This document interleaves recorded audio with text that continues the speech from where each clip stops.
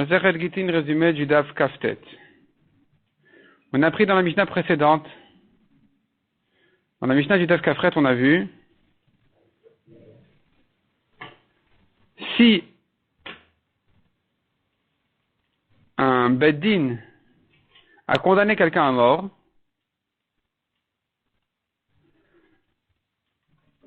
on craint qu'il ait été tué, on craint qu'il n'a pas été tué.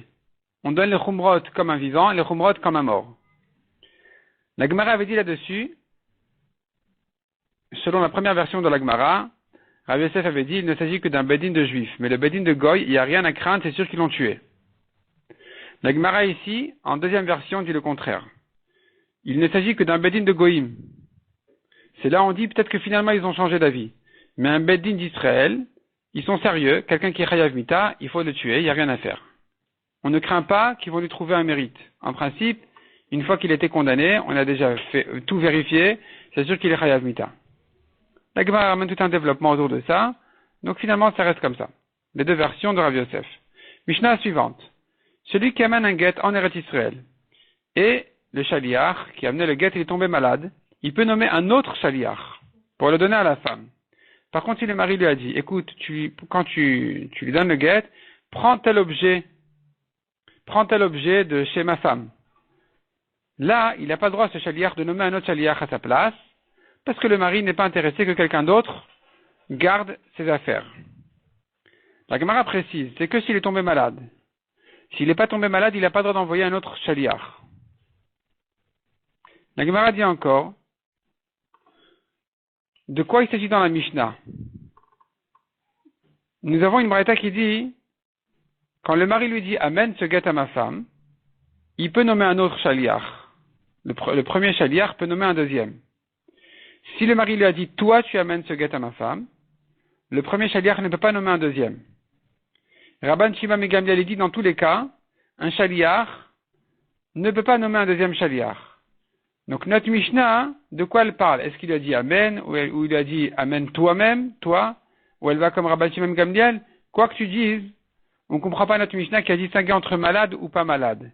Et la Gemara résout notre Mishnah selon ces trois options. Soit qu'il lui a dit Amen, soit qu'il lui a dit Amen toi, soit selon Rabban Shimon ben Gamliel, sur chacun de ces trois cas, on pourrait distinguer entre malade et pas malade. La Gemara pose encore une contradiction. Dans notre Mishnah, on a appris dans notre Mishnah que le premier shaliach peut en nommer un deuxième. Or, nous avons une autre Mishnah qui dit, celui qui nomme 2 ou 3 personnes responsables d'écrire un guet à sa femme, il les nomme plutôt shaliach d'écrire un guet à sa femme, ils doivent le faire eux-mêmes. Ils ne peuvent pas nommer quelqu'un d'autre à leur place. Donc tu vois qu'on ne peut pas nommer un deuxième shaliach. On répond à la Gemara de réponses. Soit première réponse là-bas, c'est le mari qui se gêne que tout le monde sache qu'il ne sait pas écrire un guet. Donc s'il a nommé 2 personnes, eux peuvent l'écrire, mais ils ne peuvent pas nommer quelqu'un d'autre parce que le mari n'est pas intéressé que quelqu'un d'autre fasse ce travail-là. Ou bien, tandis que dans le cas où il lui a transmis un guet à donner à la femme, peu importe ici si c'est lui-même qui l'a donné ou que le shaliach a fait un autre shaliach, ici le mari, il n'en a rien à faire, et donc le premier shaliach peut lui nommer un deuxième.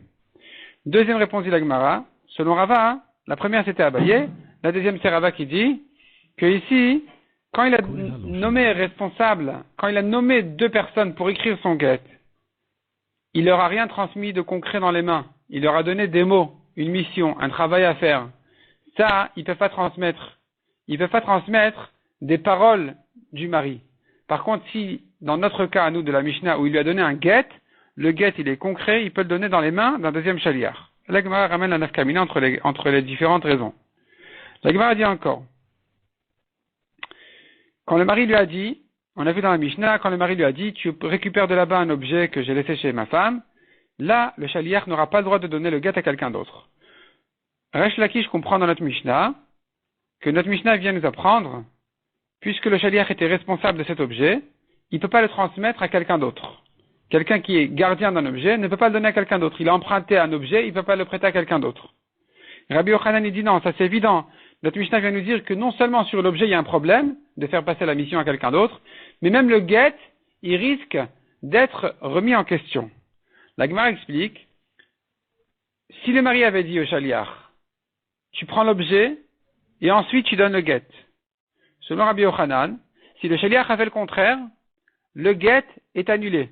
Puisque le mari ne l'a pas envoyé shaliach pour faire les choses dans l'ordre inverse, donc la shlichut s'annule, le get il s'annule. Donc ici on risque de rendre pas sous le get, c'est très grave. C'est pour ça que le premier shaliach, il doit faire attention lui-même de s'en charger, lui-même de donner le get. Il ne peut pas le transmettre à quelqu'un d'autre. De peur qu'il risque de déformer la mission et de faire de dire le contraire. Il lui dira, donne le get, tu prends l'objet. Au lieu de prendre l'objet d'abord et ensuite donner le get.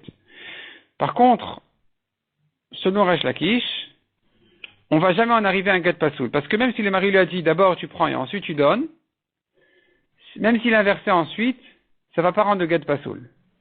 Donc notre Mishnah ne vient que nous apprendre à propos de l'objet qu'il faut faire attention de ne pas transmettre l'objet à quelqu'un d'autre. Mishnah suivante. Celui qui amène un get cette fois-ci de Chutz Laaretz. Donc il doit dire que le get a été fait devant lui. Il a été préparé devant lui. Si maintenant ce shaliach il est tombé malade, il se présente devant un bedin, devant qui il dit le get a été préparé devant moi, il nomme là-bas un deuxième shaliach, devant le bedin. Le deuxième shaliach n'a pas besoin de dire que le get a été préparé devant lui, il peut dire je suis le shaliach d'un bedin. La Gemara dit, si le deuxième shaliach est tombé malade, est-ce qu'il peut faire un troisième shaliach? Réponse oui. Est-ce qu'il doit le faire devant le bedin? Réponse oui. La Gemara raconte autour de ça toute une petite histoire, et les conclusions sont celles qu'on a dit. Il peut faire un troisième shaliach et un quatrième, pourvu que ça se fasse devant le beddin.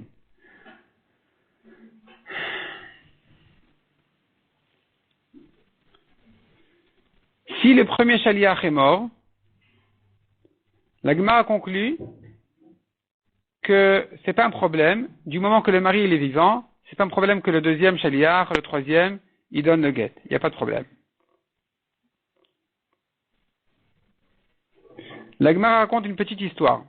Un homme a envoyé un get à sa femme. Il a dit le shaliach lui dit, mais je ne sais pas qui est-elle. Je ne sais pas qui est ta femme. Il a dit, tu sais quoi? Donne-le à un tel. Lui, il la connaît. Il va lui donner le get. Finalement, il n'a pas trouvé ce un tel en question. Par contre, il a trouvé un bedin qui lui ont proposé de transmettre la mission à eux-mêmes, au bedin, pour que eux se chargent de donner le get à ce monsieur qui le donne à la femme. La Gemara objecte. Elle dit, mais comment peut-il transmettre cette mission-là au bedin alors qu'il n'a jamais été nommé shaliach pour divorcer la femme? Il n'a été nommé shaliach que pour donner le get à un tel. Ce n'est qu'un facteur de la poste. Est-ce qu'ici aussi il peut transmettre au bedin cette mission ou pas? La Gemara ramène là-dessus deux opinions, deux versions. Soit on dit, puisque a priori il était responsable, il était nommé shaliach pour donner à la femme directement, donc c'est comme un shaliach de divorce. Et donc, il peut, lui, transmettre sa mission au bedin. Soit dit la Gemara, non, il n'était plus shaliach pour le divorce, donc il ne peut pas transmettre au bedin la mission. La Gemara dit encore,